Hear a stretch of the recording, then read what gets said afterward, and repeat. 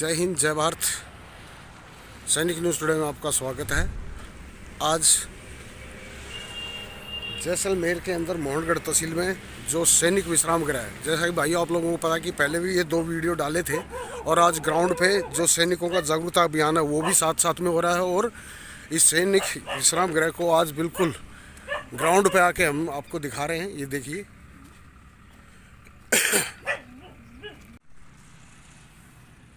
तो देखिए दोस्तों, ये है वो पावन धर्म स्थल भूमि।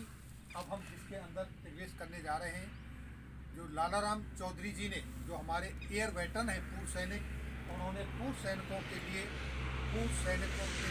निवास विश्राम गृह जो बनाया है, उसके अंदर हम चलते हैं और अंदर चलके देखते हैं क्या सुविधाएँ हैं, कितना बड़ा है और जो हजारों किलोमीटर दूर से हमको यहाँ तक खींच के ले आया।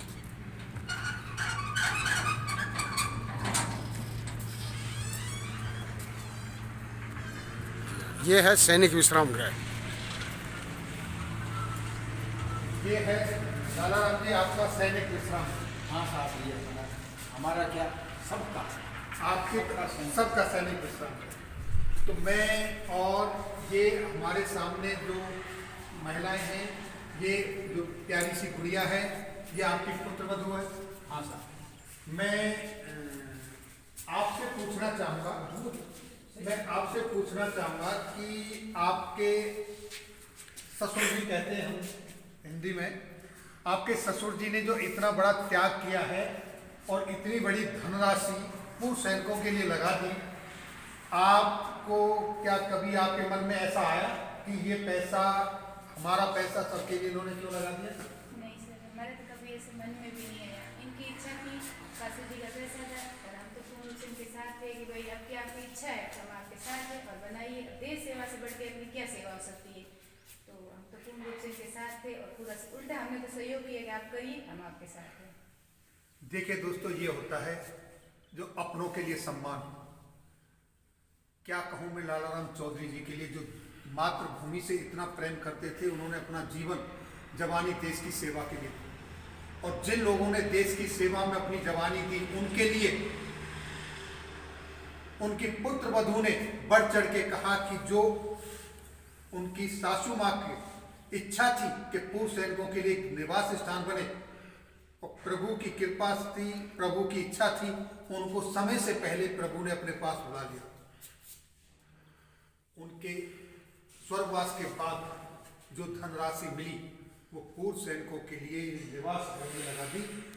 मैं सल्यूट करता हूं ऐसी देवी को, जिन्होंने अपनी सासू माँ के लिए, अपने ससुर के लिए और अपने पूर्व सैनिकों के लिए एक सेकंड भी नहीं हिचकिचाया और सारी धनराशि पूर्व सैनिक निवास आराम घर के लिए लगा दी। और आज हमारे देश की क्या स्थिति है, मुझे कहते हुए जरा भी हिचक नहीं हो रही, कोई शर्म नहीं है। बड़े बड़े शहरों में, मेट्रोपॉलिटन सिटीज में वृद्धाश्रम बन रहे हैं और अपने बुजुर्गों को वृद्धाश्रम में छोड़ देते हैं। और एक परिवार है जिन्होंने अपनी जीवन की पूरी कमाई उन लोगों के लिए न्यौछावर कर दी जो देश की सेवा में, जिन्होंने अपने आप को समर्पित कर दिया। आपको लालाराम जी और आपको दोनों को जितनी बार भी सल्यूट कहा जाए, धन्यवाद कहा जाए, वो कम है। आज जरूर कोई हमने अच्छे कर्म किए होंगे जो आज ऐसी पावन जन्मभूमि पर, ऐसी धरती पर जो हमारे पे, आज मैं अपने आप को यहाँ पाकर बहुत ही धन्य हुआ। और मैं अपने साथियों का, मैं चाहूँगा कि उधर भी कैमरा घुमा दें, जिन्होंने यहाँ आने में साथ आए, यहाँ तक पहुँचे। बस ये है सैक्रिफाइस, ये है बलिदान, ये है समर्पण। और देखिए, आप सामने देख रहे हैं सुभाष चंद्र बोस का।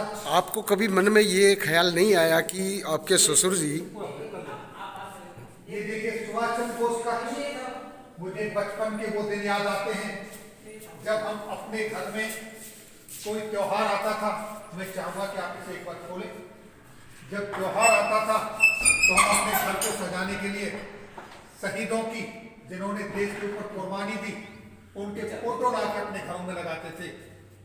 उनके लिए सुभाष चंद्र बोस कक्ष का निर्माण किया। मैं चाहूंगा अंदर से देखें एक बार।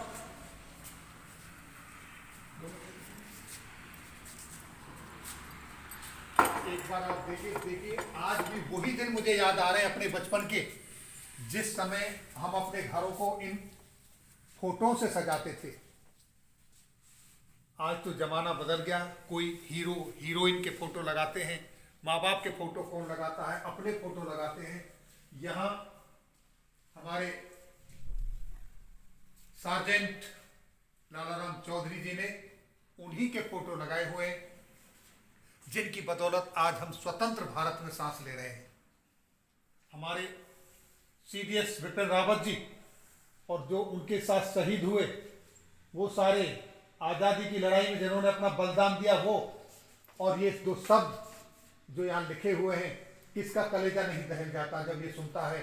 कोई सिख, कोई जाट मराठा, कोई गोरखा, कोई मद्रासी, सरहद पर मरने वाला हर वीर था भारतवासी।